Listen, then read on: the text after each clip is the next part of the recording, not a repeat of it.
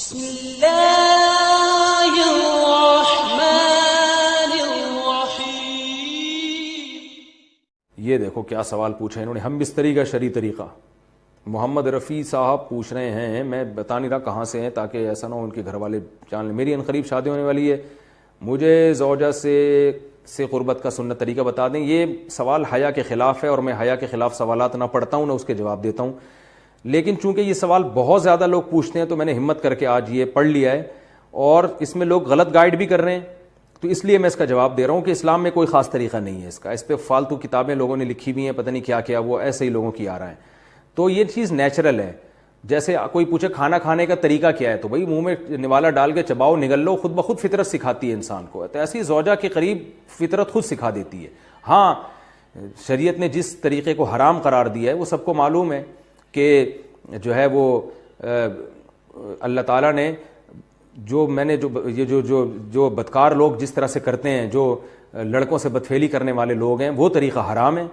تو باقی اللہ تعالیٰ نے میاں بیوی کا معاملہ رکھا ہے، ایک دوسرے کا لباس ہے، تو کمرے کی باتیں ہیں وہ جیسے چاہیں مناسب سمجھیں، وہ ان کا اپنا ذاتی عمل ہے، اس کا کوئی خاص طریقہ نہیں ہے، اور یہ نیچر انسان کو خود سکھاتی ہے۔ نہ یہ طریقے نہ کسی سے سیکھنے کی ضرورت ہے۔ بعض لوگ تو حد درجے کی بے شرمی کرتے ہیں، وہ شادی سے پہلے جو ہے وہ فحش فلمیں دیکھتے ہیں تاکہ ہمیں طریقہ آ جائے۔ یہ انتہائی درجے کی بےہودگی ہے، انتہائی درجے کی ایک لعنتی عمل ہے یہ۔ تو یہ کوئی خاص طریقہ نہیں ہے۔ میاں بیوی ایک دوسرے کا لباس ہیں، وہ جس طرح سے ایک دوسرے کو سیٹسفائی کر سکتے ہیں وہ کر لیں، تاکہ ان کی توجہ کسی اور طرف نہ جائے، وہ حلال کی تسکین ان کی بند کمرے کے اندر ہو جائے۔ اور یہ باتیں لوگوں سے شیئر بھی نہیں کرنی چاہیے۔ آج یہ بھی ایک حرام کاری ہو رہی ہے، میں بہت سخت الفاظ استعمال کر رہا ہوں اس لیے کہ یہ، اور میرے پاس کوئی ہلکا لفظ نہیں ہے۔ وہ کیا ہوتا ہے کہ مرد اپنی زوجہ سے ہم بستری کر کے اس کے راز دوستوں کے سامنے فاش کر رہا ہوتا ہے، میں نے ایسے کیا، میں نے ایسے کیا۔ لڑکیاں بتا رہی ہوتی ہیں اپنی فرینڈز کو کہ میرے شوہر نے میرے ساتھ ایسے کیا۔ یہ بہت لعنتی عمل ہے۔ آپ صلی اللہ علیہ وسلم نے فرمایا جو عورت اپنے شوہر کے راز یا شوہر بیوی کے راز فاش کرتا ہے اس پر لعنت ہے، حدیث کا مفہوم ہے یہ۔ تو یہ بند کمرے کی میاں بیوی کی باتیں، جس طرح سے وہ ایک دوسرے کو سیٹسفائی کر سکتے ہیں وہ کریں، ایک دوسرے کے لیے وہ حلال ہیں۔ اور بس وہ طریقہ جو لڑکوں سے بدفعلی والا طریقہ ہے وہ طریقہ اسلام میں حرام ہے۔ اور اللہ تعالیٰ نے حالت حیض میں زوجہ سے ہم بستری کو حرام قرار دیا کیونکہ اس میں گندگی ہے۔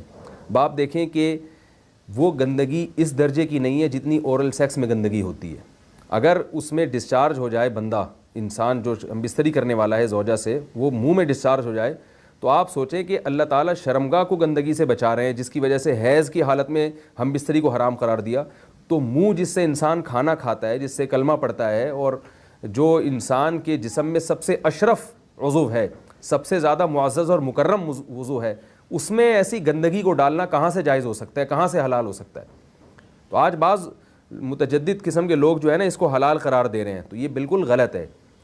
تو یہ بات خوب ذہن میں رکھیں کہ اورل سیکس کے ذریعے اپنی خواہش کو پورا کرنا اس طور پر کہ ڈسچارج ہو جائے انسان عورت کے منہ میں، بیوی کے منہ میں، یہ بالکل حرام ہے، بالکل ناجائز ہے، کیونکہ منی ایک غلیظ اور ناپاک اور گندگی ہے اور ناپاک اور نجس چیز ہے۔